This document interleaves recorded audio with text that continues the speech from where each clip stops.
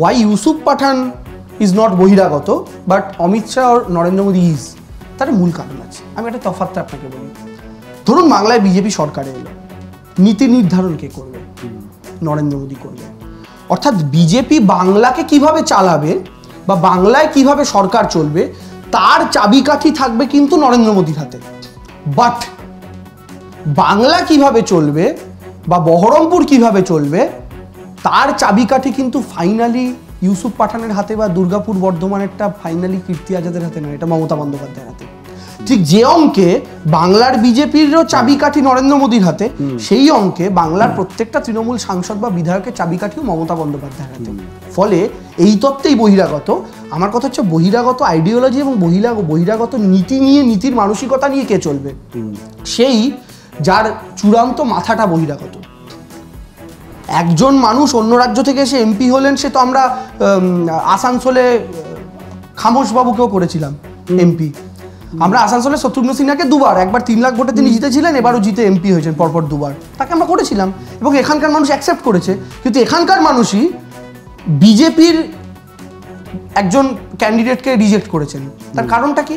তার কারণটা তারাও মনে করছেন বিজেপির যে ক্যান্ডিডেট সে জেতার পরেও আলটিমেটলি কিন্তু বাংলার নেতাদের নীতি নির্ধারণ অনুযায়ী রাজ্যে বিজেপিটা চলবে না, নিয়ন্ত্রণ করা হবে সেই গুজরাট থেকে। কিন্তু যতই ইউসুফ পাঠান জিতুক না কেন, বহরমপুরের রাজনীতি নিয়ন্ত্রিত হবে বাংলা থেকে, গুজরাট থেকে নয়। এটা হচ্ছে তফাৎ, এখানেই বহিরাগত তত্ত্ব। বেশ, এটা রাজনৈতিক রেটরিক হিসাবে তোমরা সেটাকে মানে মানুষের সামনে নিয়ে যাচ্ছ, মানুষ যদি অ্যাকসেপ্ট করেন ওয়েল অ্যান্ড গুড। কিন্তু কোথাও গিয়ে কিন্তু মানে একটা ভারতবর্ষের মতো একটা স্বাধীন দেশে যে কোনো অঙ্গরাজ্যে যে কোনো জায়গায় যে কোনো মানুষ যেতে পারে, কিন্তু সেখানে গিয়ে একটা এই যে প্রাদেশিকতার রাজনীতিটার মধ্যে কি একটা এটা ডাবল এজ সোর্ড নয়? কারণ যদি এখানে অবাঙালিরা থ্রেটেন্ড ফিল করেন, মানে এই পশ্চিমবঙ্গেই তো ছট পুজো ছুটি নিয়েও যথেষ্ট চর্চা হয়েছে, মমতা বন্দ্যোপাধ্যায় তো দিয়েছেন, সেটাই বলছি দিয়েছেন। তার কারণ আমি আবারও বলছি, আমরা এ রাজ্যের মাটিতে যারা দীর্ঘদিন ধরে আছেন তাদের নিয়ে আমাদের কোনো বক্তব্যই নেই, তারা আমাদের বাঙালিদের চাইতে অনেক বেশি বাঙালি। আমাদের বক্তব্য হচ্ছে ইমিডিয়েট প্রসেসে যারা নতুন আসছেন, এসে সেটেল করে যাচ্ছেন, এটা কোথাও গিয়ে বাংলা ডেমোগ্রাফি পরিবর্তন করার একটা গভীর চক্রান্ত, যেটা বিজেপি দ্বারা রচিত হচ্ছে। কারণ তারা বুঝতে পারছে একটা বুথে যদি 1000টা ভোটারের মধ্যে 900টা বাঙালি ভোটার থাকে, তারা কোনোদিন ওই বুথ থেকে লিড পাবে না। তাদের ওই বুথ থেকে লিড পেতে হলে 900টা বাঙালি ভোটারের মধ্যে সেই বাঙালি ভোটারের সংখ্যাকে 900 থেকে হয় কমাতে হবে, যেটা সম্ভব নয়। একটা প্রসেস ছিল এনআরসি করে এই বাঙালিদেরকে ডিভোটার করে দাও, যে কারণে আমরা এনআরসি বিরোধিতা করেছি, সেটাকে কমিয়ে 900টাকে 500 করে দাও। সেটা যখন বিজেপি দেখছে সম্ভবপর হচ্ছে না, তখন টোটাল ভোটারটাকে 2000 করো, কিন্তু বাঙালিটা যেন 900তেই থেমে থাকে। যিনি একই ইলেকশনে রাজস্থানে গিয়ে ভোট দিয়ে এসে বাংলাতেও এসে ভোট দিচ্ছেন, এরা কারা? আমার প্রশ্নটা এদেরকে নিয়ে। এই মাটিতে যারা আছেন, জন্য আমার প্রচুর মারোয়ারি বন্ধু আছে যারা এই বাংলাতে তাদের কন্ট্রিবিউশনও প্রচুর, তারা ব্যবসা করছেন, কাজ দিচ্ছেন, তাদের নিয়ে কোনো বক্তব্য নয়। তারা এই মাটিরই অনেক সংস্কৃতিগতভাবে তারা বাংলার সাথে একদম একদম একদম। আপনি কখনো কল্পনা করতে পারেন যে বড় বাজার অবাঙালিবিহীন বড় বাজার?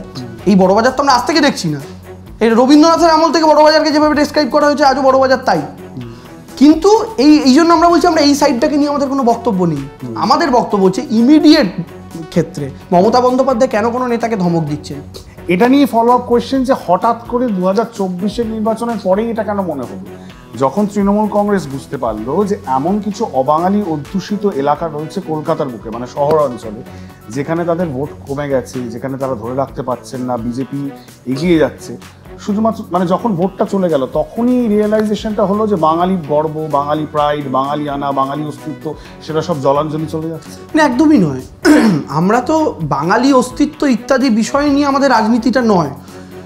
2019-এর লোকসভা নির্বাচনে পৌরসভাগুলো থেকে এর চেয়ে খারাপ ফল আমাদের হয়েছিল, তো রিয়েলাইজেশন হলে তো তখনই হতে পারতো। একটা ইলেকশনের পর একটা গভর্নমেন্ট ফুল ফ্লেজেড কাজ করবে এবং একটা সরকার যখন দেখে রাজনৈতিকভাবে মানুষ তাকে পুনরায় পূর্ণ সমর্থন দিয়ে ফুল মেজরিটি দিয়ে পুনরায় তাকে ফেরত এনেছে, কারণ আমরা প্রায় 192টার কাছাকাছি বিধানসভা এগিয়ে আছি, মানে এটা কিন্তু প্রায় 1/3, এই 2/3, সেই 2/3 মেজরিটি নিয়ে মানুষ যখন আবার আমাদের জেতালো, তখন যে স্বাভাবিকভাবে একটা পলিটিক্যাল ফোর্স যারা সরকার চালাচ্ছে তারা কনফিডেন্স পায় যে মানুষ তাদের উপরে কনফিডেন্ট, এখনো মানুষ সেই কনফিডেন্সটা তাদের উপরে বজায় রেখেছে, যেটা 21-এ রেখেছিল সেটাই। তো এবার তারা কিছু কঠিন পদক্ষেপের দিকে এগোবে, এটা খুব ন্যাচারাল ব্যাপার। তো সেটা মমতা বন্দ্যোপাধ্যায় আলোচনাটা টেলিভিশন ক্যামেরার সামনে করেছে বলে আপনি শুনতে পেয়েছেন। যদি টেলিভিশন ক্যামেরার সামনে আর 5 জন নেতা নেত্রীর মতো না করতো, আপনি শুনতে পেতেন না। এটাই তো আমাদের দলের ট্রান্সপারেন্সি, আমরা যে কথাটা বারংবার বলি। আমি একটা টপিক এখনো পর্যন্ত ধরে রেখেছি, একবার শেষে আসবো, কারণ ওটা নিয়ে আমার অনেকগুলো জিনিস তোমার কাছ থেকে জানার আছে, আই এম শিওর তোমারও ওটা নিয়ে অনেক কিছু বলার আছে। কিন্তু তার আগে কুইকলি, কয়েকদিন আগে তথাগত বাবুর সাথে কথা হচ্ছিল, তথাগত রায়। আমি তার নিজস্ব বিশ্লেষণ জানার চেষ্টা করছিলাম 2024-এর ইলেকশনের রেজাল্টটাকে। তিনি বলছেন, যেটা সবার বক্তব্য আর কি, যে এটা লক্ষ্মীর ভাণ্ডারের ভোট তো বটেই, সেটা বোঝাই গেছে যে লক্ষ্মীর ভাণ্ডারের একটা চূড়ান্ত ইম্প্যাক্ট পড়েছে, কিন্তু তিনি বলছেন না, এটা ভিক্ষার ভোট, ভিক্ষা দিয়ে মানুষের ভোট কেনা হয়েছে এবং এইভাবে পুরো সমাজটা রসাতলে যাচ্ছে পশ্চিমবঙ্গে। মানে ভিক্ষা বলতে লক্ষ্মীর ভাণ্ডারটা ভিক্ষা, তাহলে তার দলের নেতারা কেন বলছেন আমরা এলে 2000 দেবো? মানে তারা ভিক্ষা, যদিও তিনি এসেনশিয়ালি বলেছেন যে এই বিষয়টাকে আমি কোনো রাজ্যেই সাপোর্ট করি না, কিন্তু এটা তার বক্তব্য হচ্ছে এইভাবে মানুষকে ফিনান্সিয়ালি ইন্ডিপেন্ডেন্স দেওয়া যায়। দেখুন, আমি একটা কথা বলি ইন্দ্রজিৎ দা, কিছু বড় লোক বাবার বেটা কিছু মনে করবেন না, তাদের না এই ব্যাপারগুলো নিয়ে খুব নাকুচু ব্যাপার আছে, এবং তাদেরই নাকুচুতে আমাদের জাস্ট বয়ে গেল। এরা এই তথাগত রায়ের মতো মানুষেরা ঠান্ডা ঘরে বসে এরা বোঝেন না একটা গরিব মানুষের কাছে 1000 টাকার মূল্যটা কত, এবং এই 1000 টাকাটা কিভাবে আমাদের ইকোনমিতে ফেরত আসছে, এই 1000 টাকাটা কিভাবে ইকোনমিতে রোল হচ্ছে, এই লক্ষ্মীর ভাণ্ডারের জন্য তার কি ইম্প্যাক্ট পড়েছে, সেটা অমর্ত্য সেনের নিজের সংস্থা যখন সার্ভে করছে তখন দেখতে পাচ্ছে এটা ইকোনমিতে বাংলাকে হেল্প করছে। যে মহিলা তার নিজের হাত খরচের জন্য তাকে হাজব্যান্ড কিংবা তার বাপের বাড়ির ওপর নির্ভরশীল হয়ে থাকতে হচ্ছিল, সেই মহিলাই 1000 টাকাটা পেয়ে দুটো কাজ করছেন, হয় সেভিংস করছেন, সেভিংসটাও তিনি ব্যাংকে রাখছেন, অর্থনীতিকে পুষ্ট করছে, অথবা তিনি খুচরো মার্কেটে সেটা খরচ করছেন। খুচরো মার্কেটে খরচ হওয়া মানে অসংগঠিত ক্ষেত্রে যে টাকাটা খরচ হচ্ছে, সেই টাকাটা আলটিমেটলি পুষ্ট করছে কোন জায়গাকে? আমাদের গ্রামের অর্থনীতিকে, গ্রাম বাংলার অর্থনীতিকে। এটা তারা বুঝবেন না।